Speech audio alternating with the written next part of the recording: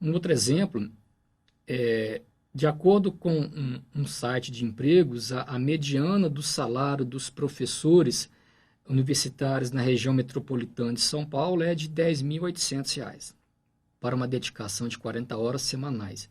Em uma amostra aleatória com 50 professores universitários, 15 deles recebem menos de 10.800, 30 deles recebem acima de 10.800 e 5 deles recebem exatamente 10.800. Ao nível de significância de 1%, há evidência suficiente para rejeitar a afirmação do site? Reparem que neste problema nós não temos os dados, o salário dos 50 professores. As únicas informações que temos, que 15 deles recebem menos do que 10.800, 30 recebem mais e 5 recebem exatamente 10.800. Quais são as hipóteses que nós vamos testar?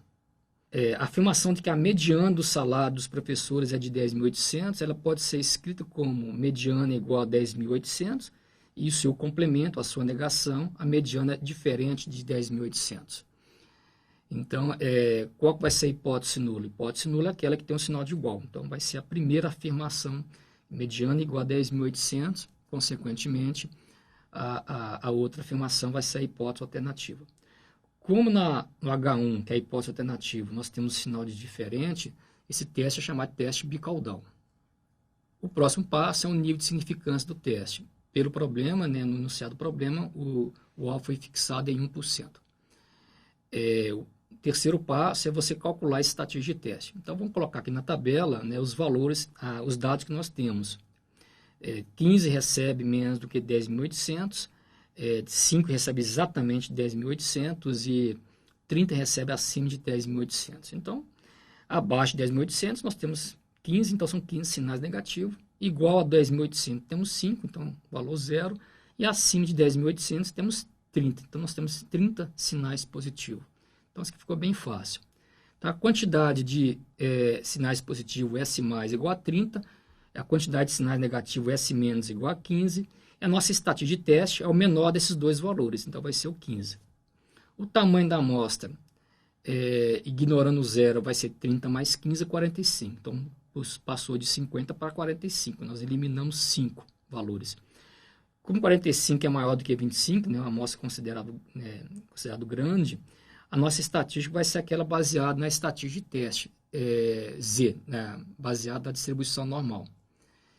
Então, o S vai ser 15, 15 mais meio, menos 0,5 vezes 45, sobre 0,5 vezes raiz quadrada de 45.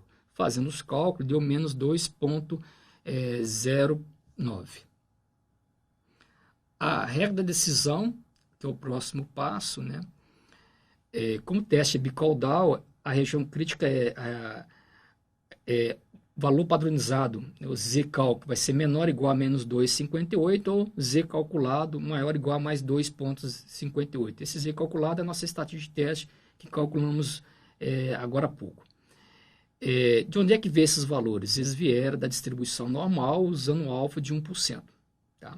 Nós temos dois valores críticos porque o teste é bicaudal.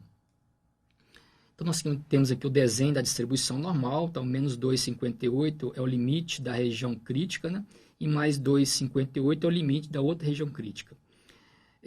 Nós pegamos o 0,1%, que é o 0,01, dividimos por 2, deu 0,005 para a esquerda e 0,005 para a direita.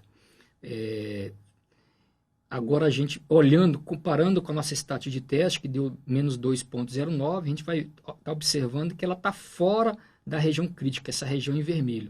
Então, como a estatística de teste Z, que eu estou chamando de Z calculado, menos 2,09 está fora da região crítica, então a hipótese nula não deve ser rejeitada. Na realidade, eu coloquei aqui 2 pontos críticos, como nós estamos tratando o teste de sinal, lembrem, a estatística de teste S, ela é definida como o menor dos dois valores. A gente sempre pega o menor valor. Então, na realidade, no fundo, nós temos sempre vamos ter uma estatística do lado, uma região crítica do lado esquerdo. Então, apesar de eu ter colocado aqui Z maior que mais 2,58, não havia necessidade de ter colocado. Então, na realidade, a parte positiva nem é necessária no teste de sinal. Bom, A gente pode também, como a gente está usando distribuição normal, nós podemos calcular o p-valor. Então, como o teste é bilateral, bicaudal, né, que é a mesma coisa, o p-valor vai ser 2 vezes a área na cauda da estática de teste, que é o menos 2,09. Então, é 2 vezes 0,5 menos 0,4817.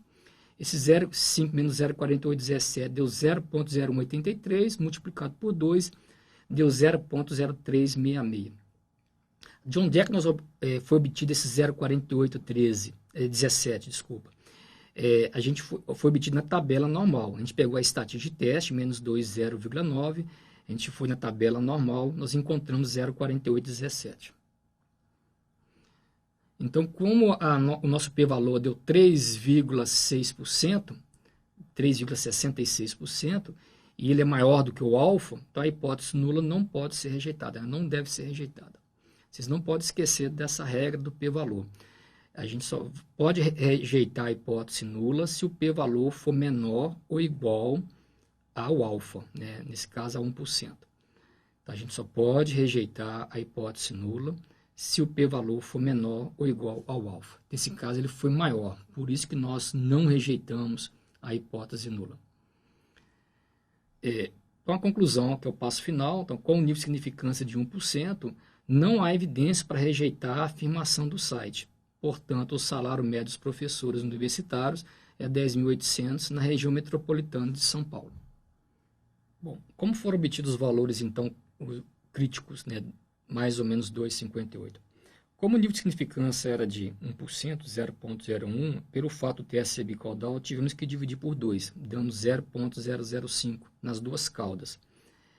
Como a nossa tabela é a tabela normal reduzida, e essa tabela normal trabalha com valores de áreas entre 0 e 1 valor, e não na cauda, tivemos que pegar o 0,5 e subtrair 0,005, obtendo 0,495.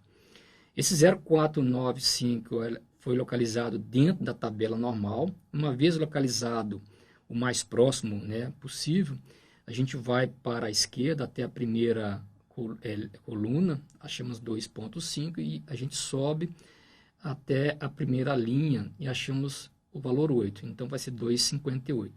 Daí o valor crítico ser mais ou menos 2,58. Como foi obtido o valor P 0,0366? A nossa estatística de teste deu menos 2,09. Então a gente vai ignorar o sinal negativo, né? Porque a nossa tabela normal não trabalha com valores negativos. E a gente vai pegar os dois primeiros dígitos, 2,0, localizar na primeira coluna, e o restante, o 9, o terceiro dígito, que é o 9, a gente vai localizar na primeira linha. Então, nesse cruzamento de 2 com 9, a gente vai obter 0,4817. Esse 0,4817 é a área de 0 até 2,09. No caso do p-valor, eu terei que achar a área na cauda, né? Não no intervalo de 0 a 2,09. E esse valor na cauda vai ser 0,5 menos 0,4817, dando 0,0183. Como o teste é bicaudal, a gente vai ter que multiplicar por 2. Então, 2 vezes 0,0183 vai dar 0,0366. Lembre-se que todo teste bicaudal, a área que você encontrar, ela tem que ser multiplicada por 2 para você calcular o p-valor. Bom, um resumo aqui do nosso exemplo é o seguinte. As hipóteses. A hipótese nula, a mediana é exatamente 10.800, a alternativa, a mediana é diferente de 10.800, o nível de significância do teste fixado foi 1%. Como o tamanho da nossa amostra foi 45, é maior do que 25, nós usamos a estatística Z padronizada, fizemos os cálculos, encontramos menos 2,09, né? A regra de decisão baseada na região crítica, o Z-cálculo vai ser menor ou igual a menos 2,58, mesmo sendo bilateral, não há necessidade de você usar a parte positiva, nesse caso do teste de sinal, por quê? Porque lembrem-se, a nossa estatística de teste S, ela foi definida como sendo o menor dos dois valores, S mais e S menos. Então, ela sempre, a nossa estatística sempre vai cair na cauda esquerda. O nosso p-valor deu 0,0366, ou seja, 3,66%. Como a estatística de teste está fora da região crítica e também o p-valor foi maior do que o alfa, não devemos rejeitar a hipótese nula H0. Nesse caso, a nossa conclusão final, né, com o nível de significância de 1%, não há evidência para rejeitar a afirmação do site de que a mediana é igual a 10.800. Então, portanto, né, pode-se concluir que o salário médio dos professores na região metropolitana de São Paulo, né, os professores universitários com 40 horas de carga horária, é de R$ 10.800.